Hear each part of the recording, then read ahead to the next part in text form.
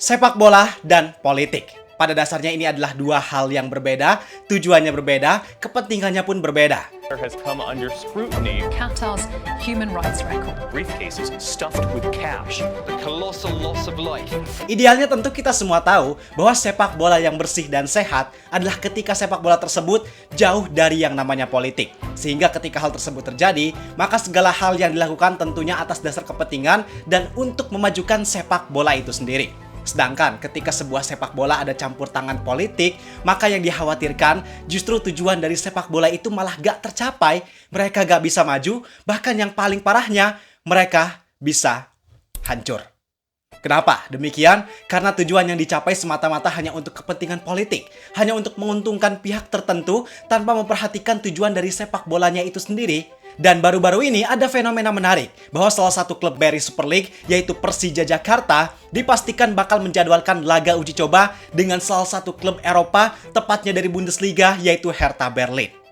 Wow, tentu ini adalah kabar yang sangat bagus khususnya untuk Persija karena mereka bisa mendapatkan pengalaman berharga melawan klub besar Eropa. Lantas apa bang hubungannya event tersebut dengan politik yang lu bahas di awal? Nah ini pak, yang jadi sorotan publik dari rencana match tersebut adalah orang yang pertama kali menyampaikan informasinya bukan dari pihak manajemen klub, bukan dari pihak presiden klub, tapi yang menyampaikan adalah Gubernur Jakarta, Bapak Pramono Anung. Sehingga nggak sedikit orang yang berpandangan bahwa event ini erat kaitannya dengan kepentingan politik. Dalam rangka memperingati 500 tahun Jakarta, salah satu klub yang sudah bersedia untuk hadir adalah Hertha Berlin, Jerman. Hertha Dan Berlin. dalam kesempatan ini juga hadir Dubes Belanda. Kami akan undang klub dari Belanda untuk hadir di Jakarta. Oke, sabar dulu. Disclaimer di sini gua sama sekali gak bilang bahwa beliau menggandeng Persija hanya untuk kepentingan politik. No, tapi mari kita pelajari apakah sinergitas yang terjadi antara lembaga pemerintahan dengan klub sepak bola modern merupakan hal yang ideal. Kemudian apa dampaknya jika ada sebuah klub yang demikian? Sekali lagi, disclaimer, gua di sini bahas seobjektif mungkin, gak ada niat gua untuk memojokkan pihak tertentu. Justru di sini gua pengen ngajak kalian buat kita sama-sama memahami gimana sih idealnya sebuah klub sepak bola modern. Sehingga kalau kita udah paham, kita bisa sama-sama mengawal klub kebanggaan kita untuk bisa secara maksimal mencapai tujuan bagi sepak bolanya. Kalau gitu, bareng gua Zidane Fatoni, langsung aja kita bahas biar gak gitu-gitu doang. Tahu sepak bola.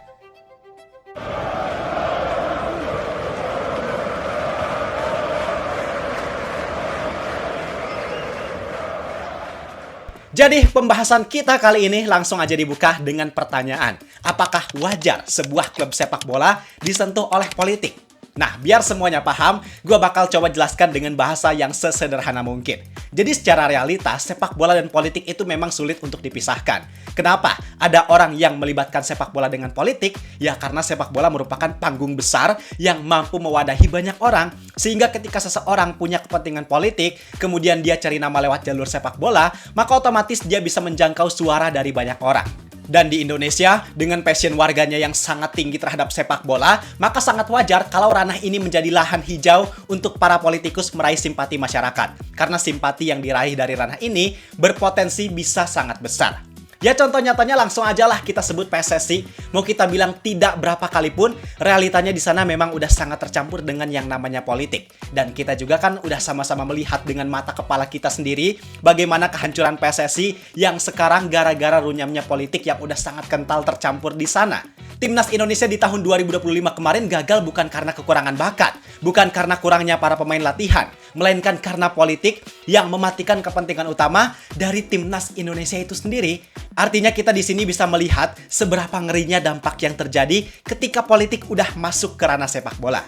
Dan yang perlu kita ingat bahwa di zaman sekarang campur aduk politik terhadap sebuah klub sepak bola itu gak serta-merta dilakukan secara gamblang pak. Bukan secara vokal dan jelas melakukan aksi politiknya di suatu klub tertentu, tapi mainnya mereka sangat halus dan rapi. Seolah kehadiran mereka itu bisa memberikan dampak positif yang signifikan, tapi padahal di balik dampak positif yang diterima oleh klub tersebut ada tujuan yang menurut mereka lebih penting, yaitu tujuan politik. Dan ketika tujuannya udah tercapai, ya udah dia nggak akan peduli lagi. Mau hasil sportinya kayak gimana pun, mau berhasil atau bahkan hancur sekalian, dia udah nggak ada urusan.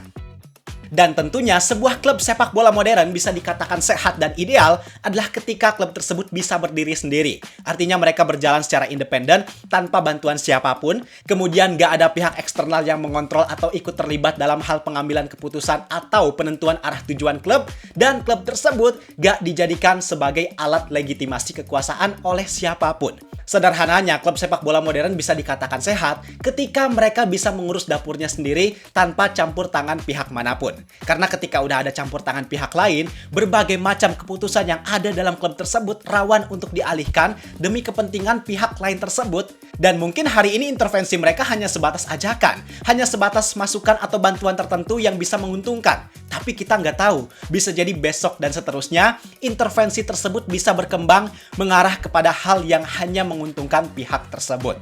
Dan yang jadi pertanyaan penting lainnya adalah apakah sinergitas antara pemerintah dan sebuah klub sepak bola merupakan hal yang mutlak dilarang? Jawabannya tidak. Selagi hal tersebut gak melanggar aturan, selagi sinergitas tersebut terjadi dalam batas yang wajar. Bahkan sinergitas antara klub dan pemerintah terkadang lumrah terjadi di beberapa klub tertentu karena memang hal tersebut bisa sama-sama menguntungkan kedua pihak. Tapi yang perlu diperhatikan, ibaratnya posisi ini adalah lampu kuning buat klub yang bersangkutan. Mereka harus bisa tetap menjaga posisi dan integritasnya supaya sinergitas yang dilakukan pemerintah itu tidak berlebihan apalagi sampai memasukkan kepentingan politik tertentu. Tapi kalau pertanyaannya apakah situasi tersebut ideal bagi sebuah klub sepak bola modern, jawabannya nggak ideal. Karena sesuai sama prinsip yang tadi gue sampaikan, bahwa sejatinya kalau klub tersebut ingin dikatakan sebagai sebuah klub sepak bola modern yang sehat, maka segala hal apapun harusnya dilakukan secara independen tanpa bantuan atau intervensi dari pihak manapun, apalagi dari pemerintah. Oke, jadi kita udah paham ya konsep terkait sinergitas antara pemerintah dan klub sepak bola modern itu kayak gimana. Kalau udah paham, sekarang kita masuk bahas contoh kasusnya, yaitu dalam hal ini kita bahas tentang sinergitas antara Persija Jakarta dan Pemprov Jakarta terkait laga uji coba melawan Hertha Berlin yang dianggap oleh sebagian orang bahwa di situ ada tercampur kepentingan politik. Nah, yang harus kita pahami bahwa ini adalah event yang dimiliki oleh Pemprov Jakarta dalam rangka perayaan Hari Jadi Jakarta ke-500. Artinya di sini memang Pemprov Jakarta punya hak sepenuhnya untuk menggandeng pihak manapun supaya bisa ikut meramaikan event tersebut. Dan kebetulan yang dipilih di sini adalah Persija Jakarta, yang itu memang sah-sah aja. Ibarat kalau mereka nyelenggarain event konser, yang mereka ngajak kerjasamanya sama musisi atau band. Sedangkan karena di sini event yang diselenggarakan adalah event sepak bola, maka mereka ngajak Persija Jakarta buat kerjasama. Cuman memang yang jadi masalahnya di sini adalah framing yang terlihat karena informasi ini disampaikan kepada publik ketika perayaan Tahun Baru oleh Gubernur Jakarta. Walaupun sekali lagi yang punya acara ini adalah Pemprov Jakarta, tapi karena eventnya adalah event yang berkaitan dengan urusan sporting, komersial klub dan teknis klub, maka itu jadi sesuatu hal yang agak aneh terdengar dari seorang pejabat pemerintahan. Tapi balik lagi, gak ada masalah ataupun aturan yang ditabrak dari penyelenggaraan event tersebut. Cuman, karena event ini merupakan bentuk sinergitas antara Pemprov dan Persija Jakarta, maka sesuai dengan teori yang tadi gue sampaikan, bahwa di sini posisi Persija ada dalam lampu kuning. Artinya di sini Persija harus hati-hati supaya sinergitas ini kepentingannya bisa tetap sesuai dengan arah tujuan sepak bola mereka dan gak dimasukkan untuk kepentingan politik tertentu. Karena pada dasarnya dampak yang terjadi dari sinergitas ini ada dua macam, yaitu dampak jangka pendek dan dampak jangka panjang. Kalau untuk dampak jangka pendek, jelas sinergitas ini bisa sangat menguntungkan buat Persija. Pertama, dari segi sporting, jelas ini bakal jadi pengalaman berharga buat Persija karena mereka bisa menaikkan kualitas dan mereka juga bisa dapat banyak pelajaran dari klub Eropa. Kemudian dampak yang kedua adalah mereka bisa mendapatkan akses atau jaringan internasional yang lebih mudah. Kenapa? Karena pemerintah punya hubungan diplomatik, punya jalur resmi, yang hal itu jelas sangat memudahkan, dan friendly match lawan klub Eropa itu adalah hal yang gak murah dan gak gampang. Tapi karena lewat jalur ini, maka pihak dari Persija bisa sangat menghemat tenaga dan budget. Karena segala halnya mulai dari negosiasi, pendanaan, keamanan, logistik, itu semuanya tentu bakal ditanggung oleh Pemprov Jakarta. Kemudian, dampak yang ketiga adalah exposure global. Walaupun acara ini dilaksanakan dalam rangka perayaan ulang tahun Jakarta, tapi karena objek yang tampil di sini adalah Persija, maka jelas nama Persija jadi nama yang bakal lebih terangkat dibanding nama Pemprov Jakarta itu sendiri. Kemudian dari segi komersial, event ini juga bisa jadi bakal menarik para sponsor, bikin brand exposure Persija jadi naik, bahkan potensi buat kerjasama baru bisa terbuka. Intinya untuk jangka pendek jelas ini sangat menguntungkan buat Persija, cuman untuk jangka panjang, di sini Pak, potensi masalah besar yang bisa aja terjadi. Pertama, klub berisiko kehilangan kemandirian identitas karena sinergitas antara Persija dan Pemprov Jakarta ini terjadi bukan cuma dalam laga uji coba lawan Hertha Berlin nanti, tapi juga udah banyak terjadi, mulai dari keringanan pajak sampai akses kerjasama dengan berbagai macam sponsor BUMD, yang kalau pola ini terus dilakukan secara berulang, maka bukan nggak mungkin secara perlahan Persija bakal dilihat bukan sebagai klub independen, tapi sebagai alat representasi kekuasaan daerah. Dan ini berbahaya karena Persija bisa aja kehilangan arah jangka panjang, dan yang paling buruk adalah tujuan sporting mereka justru malah gak bisa tercapai. Kemudian yang kedua, klub jadi rentan buat jadi alat pencitraan.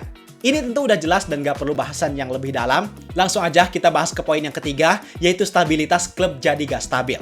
Karena pada dasarnya, politik itu gak abadi, ada masa jabatannya. Sekarang mereka bisa ada dalam posisi yang enak karena dapat support penuh dari pemerintah, pajak jadi murah, kerjasama sponsor lebih gampang, menyelenggarakan event internasional juga nggak harus keluar biaya.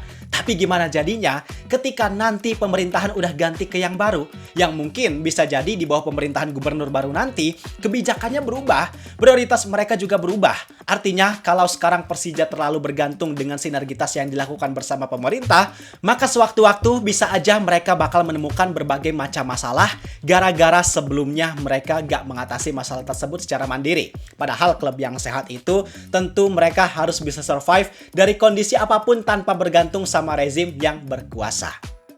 Jadi itu Pak, disclaimer sekali lagi, gua gak bermaksud menyudutkan pihak manapun, gua di sini berusaha seobjektif mungkin menyampaikan fakta dan realita yang terjadi dan yang kemungkinan bakal terjadi nantinya. Intinya, sekarang kita bisa melihat banyak dampak positif jangka pendek yang terasa khususnya untuk Persija, yang tentu itu jadi hal yang sangat bagus buat mereka. Tapi, yang dikhawatirkan kalau siklus ini terus terjadi berulang tanpa adanya pembenahan dan pengembangan dari sisi internal, maka dikhawatirkan dampak jangka panjang yang terjadi justru malah menjadi kerugian untuk Persija itu sendiri. Sekarang pendapat kalian gimana setelah nonton video ini? Silahkan tulis di kolom komentar. Gua rasa cukup sekian untuk video kali ini. Like dan subscribe-nya jangan lupa. Terima kasih, gua Zidan Fatoni. Semoga bermanfaat. Sampai jumpa di video berikutnya. See ya!